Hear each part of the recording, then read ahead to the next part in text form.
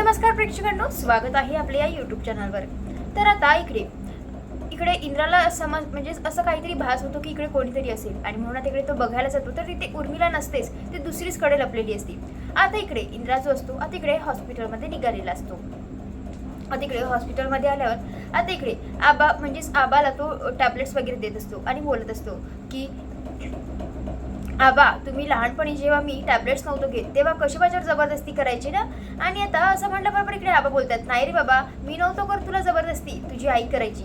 तुला काय तर ती चॉकलेटचा आमिष दाखवायची आणि तुला ते औषध द्यायची आणि त्याने काय तर तूच बरा व्हायचंय ना। आता इकडे यांच्या छान गप्पा गोष्टी चालू असतात। दुसरीकडे आता इकडे उर्मिला मालतीचे कानं भरायला आलेली असते, बोलत असते, मी काय म्हणते, तुम्ही इतकं काय चिडचिड करताय आई? आता इकडे त्यावरती बोलते, काही नाही, ते राणीमुळेच। त्यावर तिकडे उर्मिला बोलते, म्हणूनच मी म्हणते ना, तुम्ही काहीतरी तिचा ना एकदाचा बंदोबस्तच लावा। म्हणजे बघा, तिचं सगळ्यात जास्त प्रेम कशावर आहे? ॲडव्होकसीवर, म्हणजेच तिला ॲडव्होकेट बनायचंय, तिचं स्वप्न आहे। आता तिचं स्वप्नच आपण पूर्ण होऊ नाही दिलं तर? आणि मी काय म्हणते, तुम्ही काही प्लॅन केलाय का? त्यावर तिकडे ती बोलते, हो ना, प्लॅन केला होता, पण तो काय ना, इंद्रा आला आणि तो चहा सांडवून दिला। आता इकडे त्यावर इकडे उर्मिला बोलते, मी काय म्हणते ना मालती आई, तुम्ही एक काम करा, तिला म्हणजेच एक्झाम द्यायची आहे ना, वकील बनायचंय, आणि जर ती वकीलच बनणार नाही तर एक्झामच देणार नाही तर म्हणजेच आता इकडे उर्मिलाचा हाच प्लॅन असतो की आता इकडे ती मालतीला बोलते की हे बघा आई, आपण ना असं काहीतरी करूया की ती एक्झामच देऊ नाही शकली पाहिजे, म्हणजेच आपण तिचा हात मोडायचा का, म्हणजे ती कधीच एक्झाम देऊ शकणार नाही। आता असं म्हटल्याबरोबर इकडे उर्मिलाचा हा प्लॅन इकडे मालतीला समजतो आणि आता इकडे ती लगेचच तिच्या गुंड्यांना फोन लावून सगळं काही सांगते। आता इकडे दुसरीकडे आता इकडे आबा बोलतात, बरं मी काय म्हणतोय इंद्रा, ते त्या दिवशी काय घडलंय सांग की जरा। आता इकडे त्यावर इंद्राला समजत नसतं त्या दिवशी म्हणजे नेमकं कोणत्या दिवशी। त्यावर तो बोलतो, अहो आबा, पण कुठल्या दिवशी एक्झॅक्ट सांगा की मला। आता इकडे आबा बोलतात, अरे ते नाही का, ते राणीने तुझ्यासाठी सगळं काही ते डेकोरेशन वगैरे केलं होतं। आता इकडे असं म्हटल्याबरोबर इकडे इंद्रा लाजायला लागतो।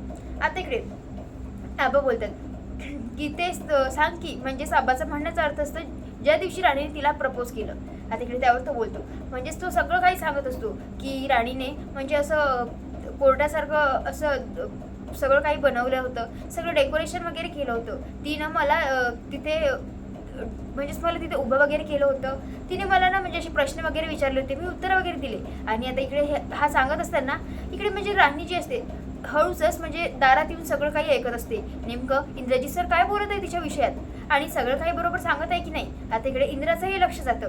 आता इकडे मुद्दाम तिला चिडवण्यासाठी आता तो सगळं काही उलट सांगत असतो आणि बोलत असतो, अहो आबा, मेन म्हणजे माहिती आहे का, तिने तिच्या मनातलं सांगितलं आणि ना मी माझ्या मनातल्या भावना व्यक्त केल्या, तर ती काहीतरी वेगळंच वागत होती, बोलत होती की माझ्या मनात अशा काही फिलिंग्सच नाहीये वगैरे वगैरे। आता इकडे मुद्दाम इंद्रा असं नाटक करत असतो।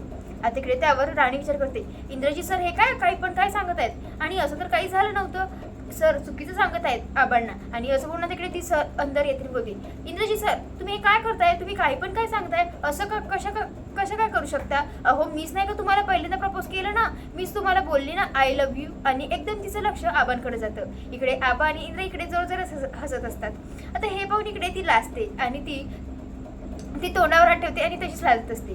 आता हे पाहून इकडे आबा आणि इंद्र हसत असतात। त्यावर आता इकडे आबा बोलतात, वा वा वा, छान झाले हां। आता इकडे त्यावर इंद्र तिला मुद्दाम चिडवत असतो आणि बोलत असतो, मी काय म्हणतोय राणी, आपण ना त्या दिवशीचं म्हणजे रिकॅप करायचं का, म्हणजे तू कसं मला टोंगळावर बसून तुझे फिलिंग्स वगैरे सांगितलं होतं तसं करायचं का।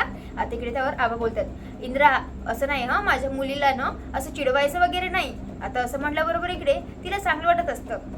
आता इकडे त्यावर आबा बोलतात, पण मी काय म्हणतोय राणी, पण तू हे सगळं जमवलं कसं, कारण त्या दिवशी तर मी नव्हतो ना मदतीला, तर मग हे सगळं कसं केलं जरा दाखव की एकदा ते बसून वगैरे बोलून। आता इकडे त्यावर ती बोलते, आबा तुम्ही सुद्धा यांच्यासोबत माझी खेचतायत। आता इकडे त्यावर ती लाजत असते।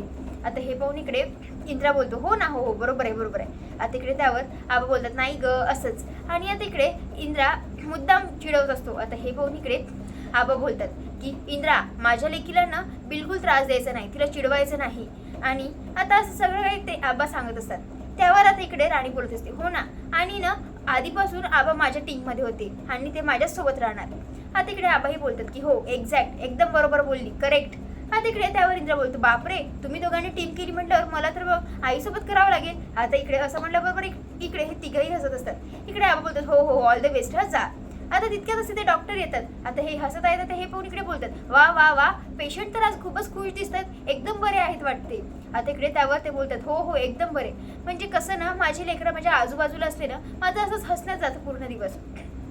आता इकडे त्यावर डॉक्टर म्हणजे आता इकडे आप बोलतात, आता एकदाच डिस्चार्ज मिळाला म्हणजे झाली. आता इकडे त्यावर डॉक्टर बोलतात, मग मी तेच तुमचीच इच्छा पूर्ण करायला आलोय, म्हणजेच ना उद्या सकाळीच तुम्हाला डिस्चार्ज मिळेल. आणि आता इकडे ते बोलतात की आबांचे जे काही पण औषध वगैरे आहे ना, ते सगळं काही व्यवस्थित द्या, त्यांची काळजी घ्या. त्यावर इकडे आबा बोलतात की मला आता जरी तुम्ही म्हणता ना जा म्हणून, तरी मी आता जायला तयार आहे. त्यावर आता इकडे राणी बोलते, नाही हा डॉक्टर, तुम्ही ना तुम्हाला जसं हवं असेल तसंच करा, तुम्ही आता आबांचं काहीच ऐकू नका. आता इकडे त्यावर डॉक्टर बोलतात की हो, मी आता आबांचं काहीच ऐकणार नाही. आणि आता तिथून ते चालले जातात. त्यावर आता इकडे इंद्रा बोलत असतो, मी काय म्हणतोय राणी, आपण छान वेलकमसाठी असं काही करायचं का आबांसाठी. आता इकडे त्यावरती बोलते, हो ना, माझ्या पण डोक्यात तेच चालू होतं. आता इकडे त्यावरती बोलते, पण ना जेव्हा आबांना सकाळी सुट्टी होईल ना, तेव्हा मी पेपर सोडवत असेल, तर तुम्ही ना आबांना छान घरी न्या, मस्त स्वागत वगैरे करा, वेलकम करा, नंतर मी येईलच की. आता इकडे त्यावर आबा बोलतात, राणी मी काय म्हणतोय, तुझी सुट्टी होईपर्यंत हवं तर मी इथे राहू शकतो. त्यावरती बोलते, नाही हा आबा, आता असं तुम्ही काहीच करायचं नाही, तुम्ही चुपचाप घरी जा आणि छान आराम करा, ठीक आहे. आता इकडे त्यावर आता इकडे दुसरीकडे आता इकडे उर्मिला जसे खूप खुश असते, विक्रांतच्या आवडीचं सगळं काय केलेलं असतं तिने जेवणात. आता इकडे त्यावर तो बोलतो, काय ग उर्मिला, इतकं तामझाम कशासाठी. त्यावर ती बोलते, अरे ते नाही का आपल्या आबांना मस्त आता म्हणजे ते एकदम डेंजरच्या बाहेर आहे, त्यांना आता सुट्टी होणार आहे, ते एकदम ठणठणीत आहे ना म्हणून. आता इकडे त्यावर तो बोलतो, रिअली तू हे सगळं त्याच्यासाठी केलं. त्यावर आता इकडे बोलते, नाही रे, हे सगळं सांगायला फक्त रत्ना आईसाठी आहे, माझं तर दुसरंच आहे ना. अरे तुला माहिती आहे का, उद्या ना राणीचा हात तुटला जाणार आहे. आणि आता असं म्हटल्याबरोबर इकडे तो बोलतो, अरे वा, म्हणजे तिचा हात तुटणार म्हणजे ती पेपर देऊ शकणार नाही आणि ती ॲडव्होकेट होणार नाही, आणि तिच्यापेक्षा जास्त त्रास इंद्राला होणार, आणि आता सगळ्यात जास्त म्हणजे सगळ्यात जास्त खुशी मला होणार. आता इकडे ते हेच याच गोष्टीवर त्यांचं सगळं काही डिस्कशन चालू असतं. दुसरीकडे आता इकडे रात्र झालेली असते. इकडे मालतीचं डोकं फार दुखत असतं, तिला समजत नसतं काय करायचं आणि काय नाही. ती आता विचार करते, घरात म्हणजे गोळी पण नाही, आता एवढ्या रात्री कुठे जाणार म्हणून. इतके तिथे राणी येते आणि बोलते, मालती मॅडम काय झालंय, तुमचं डोकं दुखत आहे, थांबा मी चेक करून देते. त्यावर आता इकडे ती बोलते असते, काहीच नको करू ग बाई, तू जा बरं, नाहीतर अजून रागाच्या भरात माझ्यासाठी काय होईल आणि काय नाही ना मी सांगू नाही शकणार.